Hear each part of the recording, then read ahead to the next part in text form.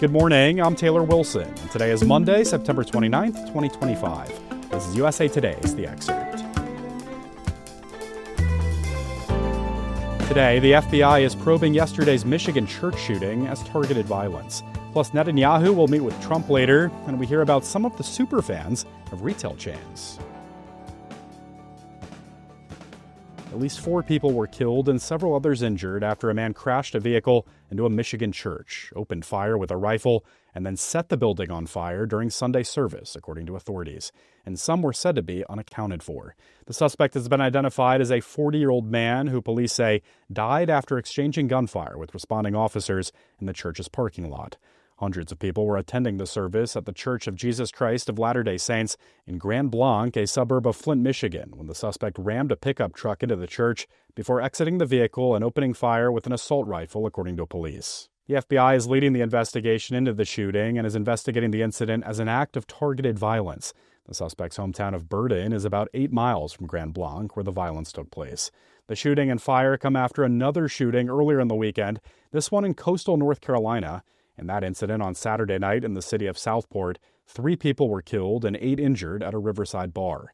Another 40-year-old man is the suspect, and he was detained by the Coast Guard shortly after the incident. You can read more about both shootings on usatoday.com.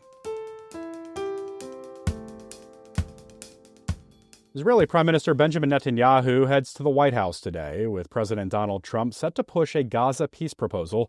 It's the Israeli leader's 4th visit since Trump returned to office earlier this year, and it comes as his country faces growing international isolation. At the UN General Assembly on Friday, many delegates walked out in protest as Netanyahu spoke. In his comments, he called it a disgraceful decision in recent days by Britain, France, Canada, Australia, and several other countries to recognize Palestinian statehood. The International Criminal Court has issued a warrant for Netanyahu for alleged war crimes in Gaza. Israel both rejects the court's jurisdiction and denies committing war crimes. As for Trump, he said on Truth Social yesterday, quote, "We have a real chance for greatness in the Middle East. All are on board for something special, first time ever. We will get it done," unquote. You can follow along with the pair's Monday meeting on usatoday.com. A number of Americans who started life in countries run by an authoritarian leader see lots of warning signs in this current moment under President Trump. I spoke with USA Today national correspondent Trevor Hughes for more. I appreciate you hopping on, Trevor. Absolutely. Good to be here. Well, Trevor, as you outlined in this piece, folks who have fled authoritarian regimes say there's cause for real concern right now. Just at the top, what are some of the concerns being raised? It's a whole combination of things, right? Concerns about free and fair elections, concerns about whether or not the government is present in sort of every aspect of your life, concerns about the use of the military, concerns about singling out minority groups. And the thing is, in this country, we've seen many of these things happen over the years. The Biden administration was well known for sort of pushing social media companies to take down false information about COVID vaccines or the COVID virus itself. But what the folks we talked to told us was it's not one thing.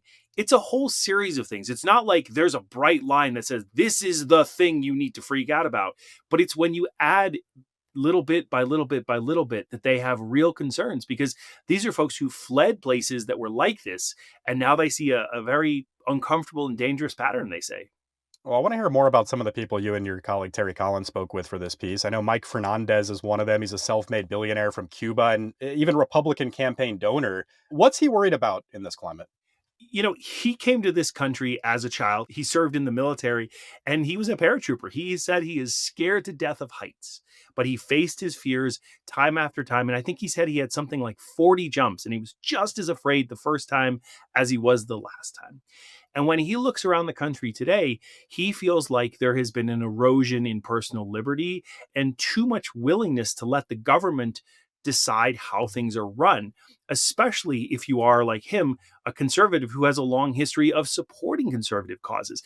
He's a believer in limited government because he says he has seen what an all-powerful central government does to its people and its freedoms and its business and its economy. And so he has real concerns about how America is being run today based on his history as a child. All right, well, another figure in this piece is Eddie Flores. He was born in El Salvador and is now mayor of a California city. How is he approaching this moment, Trevor? he left because it felt like the military was all present, tanks in the streets, more common than ice cream trucks. It was a dangerous and sort of lawless place to be. And he came to America because he felt that this was a safer place where the rule of law was respected, where people's opinions mattered.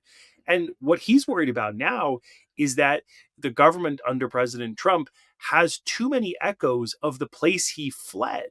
And so he wants to make sure that the people who he represents as an elected official feel safe and secure in their own community because they fled places that were dangerous.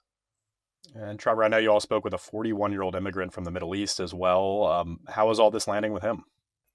He said that it's ironic that we have to quote him anonymously because he's afraid of reprisals from the US government. He's an expert in the Middle East. He's a legal scholar and a human rights expert. And he has family members who are imprisoned in the Middle East for speaking out against the government. Frankly, very mild criticism, to be sure. And his concern is that Americans don't understand how much has eroded over the last few years. And that we will at some point look back and say, wow, we have crossed the line here in a way that people from the Middle East, people from Venezuela or El Salvador, places like that, where people will say, man, this looks awfully familiar. And I can tell you it is a dangerous road to go down. Wow. Well, Trevor, do we have any sense on whether concerns like these are arriving at the president's door? I mean, what does he argue when it comes to complaints about authoritarianism? I mean, the president rightfully points out that a whole heck of a lot of Americans voted for him. And the president said he would do all of these things. And so there are millions of Americans who signed up for this, who said, yes, this is the kind of government I want. And the experts that we talked to said that Americans sometimes don't understand that when you trade sort of efficient government for messy government, things move slower, things don't get done as well, but there's not that central power. And there is this great risk in having a very, very strong federal government. You have to remember, our Constitution really set up a system in which the states are meant to have a great deal of power over how things get run in this country. And the executive branch is but one of three co-equal branches at the federal level. And so they have a lot of concerns that so much power is being consolidated at the federal level, in part willingly ceded by members of Congress or even some governors. All right. Really interesting piece, as it always is from you, Trevor. Trevor Hughes is a national correspondent with USA Today. Thank you, sir. You bet. The FBI has fired agents who were photographed kneeling with protesters in Washington during the 2020 racial justice protests after the police murder of George Floyd. The exact number of fired agents is unclear, but multiple outlets reported it could be more than 20. The Washington Post reported the firings included senior FBI officials. An FBI spokesperson declined to comment on Saturday. The FBI Agents Association, a nonprofit advocacy group that represents Bureau employees, indicated in a statement that more than 12 agents, some of whom are military veterans, had been fired. The statement condemned the firings as unlawful and said the dismissals violate the due process rights of the agents and make it harder to recruit and retain agents. It urged Congress to examine the firings. Meet the superfans of Costco. I caught up with USA Today's senior reporter Jessica Gwynn for a closer look at the cult-like retail following. Jessica, as always, thanks for hopping on. Thanks for having me, Taylor. So tell us about one of the folks you spoke with for this piece. That's Max, who has this massive Costco super fandom. What can you tell us about him? Well, yes, Max is someone we call a super fan. He loves Costco so much that he goes there several times a week.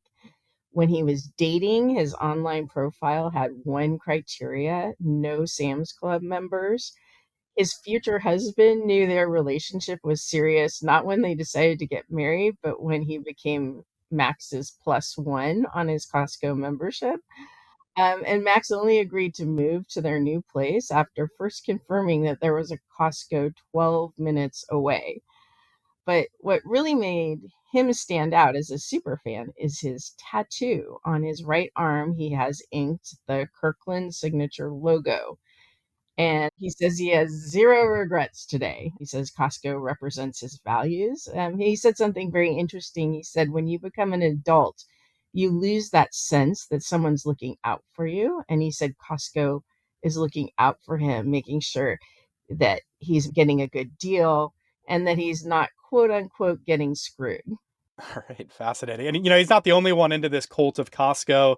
Jessica, tell us about the community of Costco superfans writ large, why they love the chain so much, and what the fandom does for them. If you ask anyone about Costco's secret sauce, you're going to get a different answer, but there are loads of things, right? Loads being the operative term. There's the sheer abundance of all these curated items. I mean, where else can you buy caviar and toilet paper a few aisles from each other? There's the consistency that they experience when they shop there. You always sort of get the same thing. They're friendly employees, they're a good selection. You can buy your staples. But people don't just go there for the shopping. There are people who are such big fans that they hold their birthday parties there. They have kids' play dates there. One couple even took their engagement photos there. And then finally, from the folks we interviewed, it seems Costco is not just what you buy, but it's also a state of mind. It actually affects how they feel. One person said it was her self-care. When she goes there, she feels this inner peace. Wow. Well, it's not just Costco, right, Jessica? This is part of a broader rise of retail fandom. What are some of the other communities you heard about in reporting this? Well, this may come as a bit of surprise, but we're so used to shopping for groceries as being this kind of chore. But supermarkets have super fans. There's the Wawa fam, and they rally around that convenience chain and its hoagies. There are the Aldi treasure hunters, and they caw at each other when they find really cool stuff in the Aldi Finds, which is a store aisle that is filled with cheap non-grocery items that people dubbed the Isle of Shame. There are the Wegman fans, and they call themselves Wegmaniacs. And of course, we've all heard about the Trader Joe's stands who line up for hours to get their hands on those viral mini tote bags. Well, fandom in general has come kind of into the mainstream in the internet era. What do you hear from cultural experts about these trends? Well, yeah, so back in the day, fandom was kind of a nerdy thing. Think Star Trek conventions in the 1970s. But with the internet becoming this new spot where people from anywhere can gather and share a collective love for something, like a musical act, a sports team, a TV show, suddenly fandom really took off. And the vast majority of Americans identify themselves as a fan of something. And what cultural anthropologists explain to us is that it's just a way to signal who you are to other people and then bond with like minded people. And it's also a way that we can find common ground at a time when extreme polarization is really driving people apart. I talked to Paul Booth, who's a professor of popular culture at DePaul University, and he put it this way to me: as much as people disagree about a lot of stuff, we can often agree that Costco has good hot dogs. All right, this is a really fun story. Jessica Gwynn is a senior reporter with USA Today. Always a pleasure, Jessica. Thank you so much for having me, Taylor. Thanks for listening to The Excerpt. You can get the podcast wherever you get your pods. And as always, you can email us at podcasts@usatoday.com. I'm Taylor Wilson. I'll be back tomorrow with more of The Excerpt from USA Today.